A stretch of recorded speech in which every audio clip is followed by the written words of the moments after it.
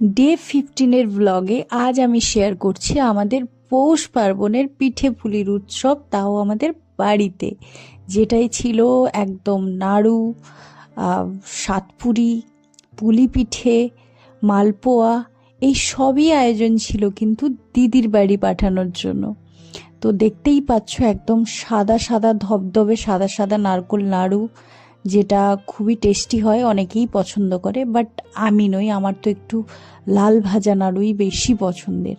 আর কি ছিল, আর ছিল সাতপুরি, যার জন্য মা একদম তৈরি, সব কিছু রেডি করছে। সাতপুরি বানানো হয়েছিল, মালপোয়া বানানো হয়েছিল, পুলি পিঠে বানানো হচ্ছিল, সেটারই প্রিপারেশন, এবং মাকে সাহায্য করার জন্য আমি ছিলাম হেল্পিং হ্যান্ড।